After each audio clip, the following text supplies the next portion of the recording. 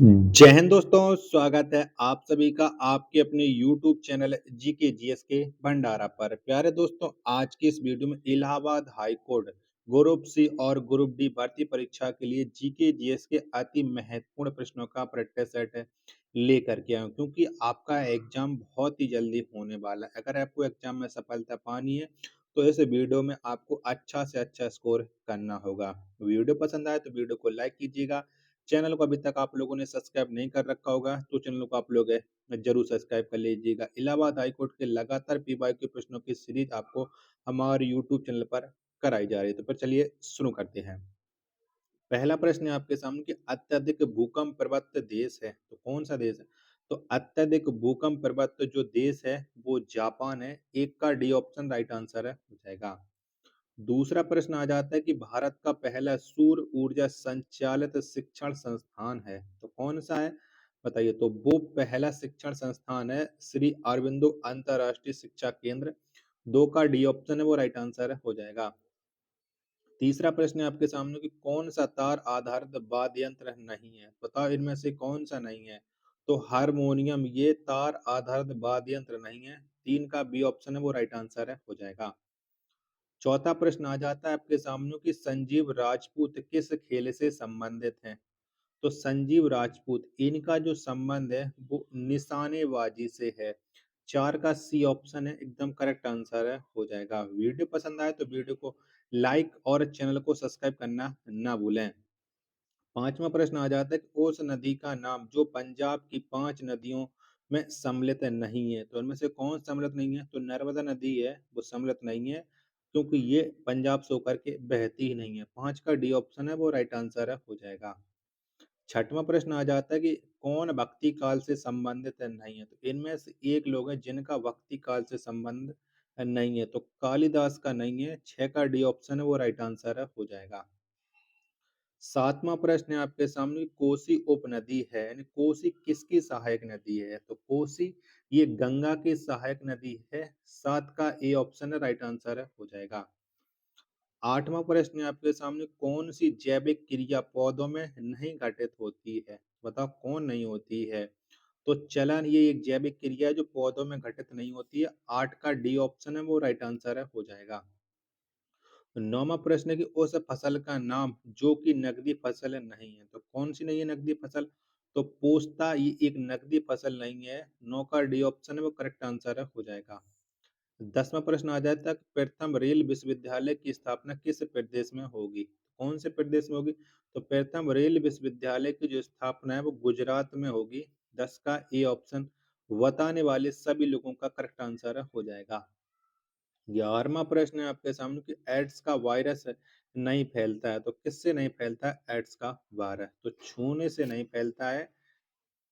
11 का D option एकदम correct answer है हो जाएगा।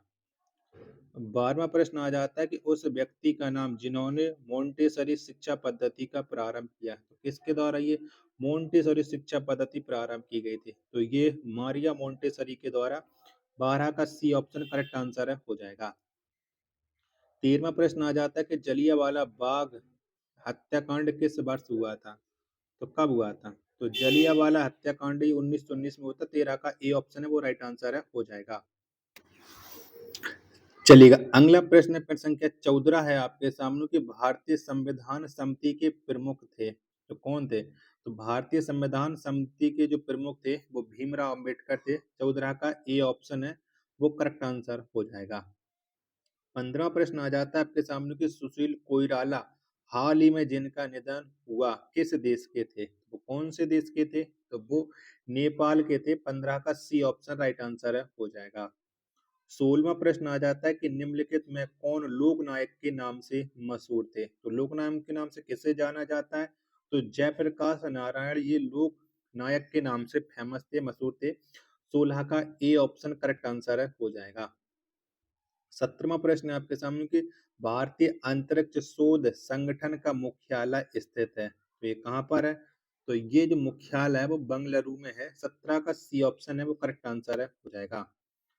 18वां प्रश्न आ जाता है कि रेमन मैग्सेसे अवार्ड जीतने वाले प्रथम भारतीय का नाम बताइए।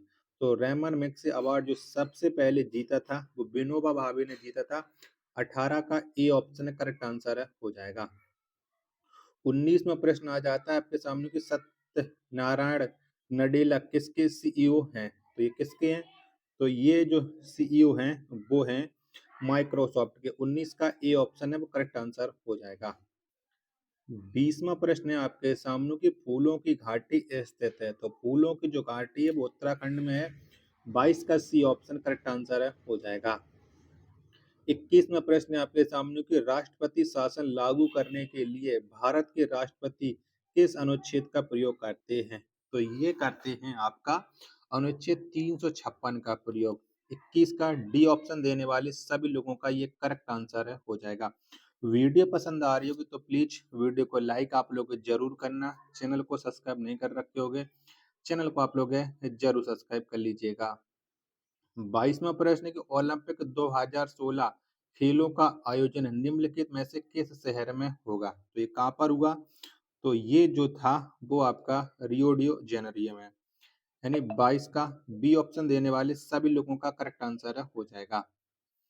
23वां प्रश्न आ जाता है कि खेल में जीवन भर की उपलब्धि के लिए निम्नलिखित में से कौन सा पुरस्कार दिया जाता है? तो कौन सा पुरस्कार मिलता है? तो इसमें दिया जाता है ध्यानचंद पुरस्कार। 23 का ए ऑप्शन है वो करेक्ट आंसर है हो जाएगा।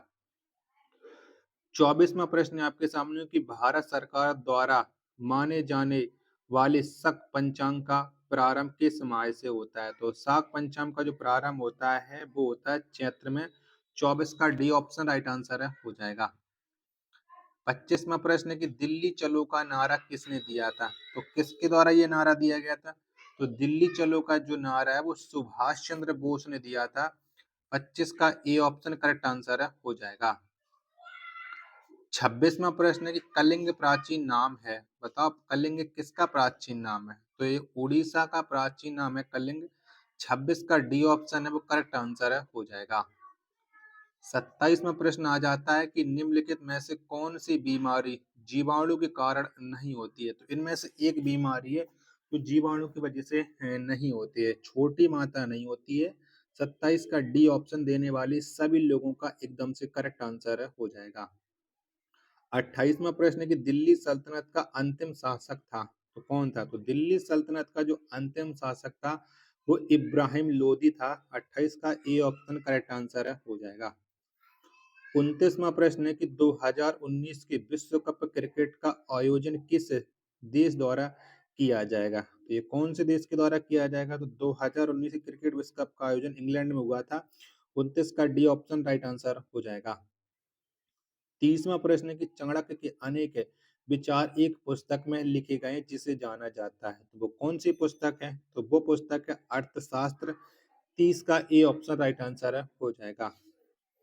32वां प्रश्न आ जाता है कि उस राज्य का नाम जिसमें खनिज तथा अयस्क प्रचुर मात्रा में पाए जाते हैं, तो वो राज्य है छत्तीसगढ़। 31 का सी ऑप्शन देने वाले सभी लोगों का करेक्ट आंसर हो जाएगा। 32वां प्रश्न है कि दिनार एक मुद्रा है, तो बताओ दिनार ये कहाँ की मुद्रा है? तो ये कुवैत की है। 32 का बी ऑप्शन राइट आंसर हो जाएगा। 33वां प्रश्न है कि 3 अक्टूबर प्रति वर्ष मनाया जाता है, तो बताओ ये किसके लिए मनाया जाता है 3 अक्टूबर? तो ये प्रत्येक वर्ष अंतर्राष्ट्रीय विपदा न्यूनीकरण दिवस के रूप में मनाया जाता है। 33 का ए ऑप्शन देने वाले सभी लोगों का राइट आंसर हो जाएगा। 34वां प्रश्न है कि सानिया मिर्जा खेलती हैं, तो बताओ सानिया मिर्जा कौन सा खेल खेलती हैं? तो इनका संबंध है वो लॉन टेनिस से है सानिया मिर्जा का। 34 का सी ऑप्शन राइट आंसर हो जाएगा। 35वां प्रश्न है कि निम्नलिखित में से किसे राष्ट्रीय मानव अधिकार आयोग का चेयरमैन बनाया गया है? तो किसको बनाया गया है? तो ये चेयरमैन एच.एल. दत्तू को बनाया गया। 35 का ए ऑप्शन राइट आंसर हो जाएगा। 36वां प्रश्न है आपके सामने कि वंदे मातरम के रचयिता हैं, तो कौन है? तो वंदे मातरम की जो रचयिता है वो बंकिम चंद्र चटर्जी हैं। 36 का डी ऑप्शन राइट आंसर हो जाएगा। प्यारे दोस्तों, अगर आपको ये वीडियो पसंद आई होगी तो वीडियो को लाइक कीजिएगा। चैनल को सब्सक्राइब नहीं कर रखे होगे तो चैनल को आप लोग जरूर सब्सक्राइब कर लीजिएगा। मिलते हैं एक और नेक्स्ट वीडियो के साथ, तब तक के लिए धन्यवाद। जय हिंद, वंदे मातरम।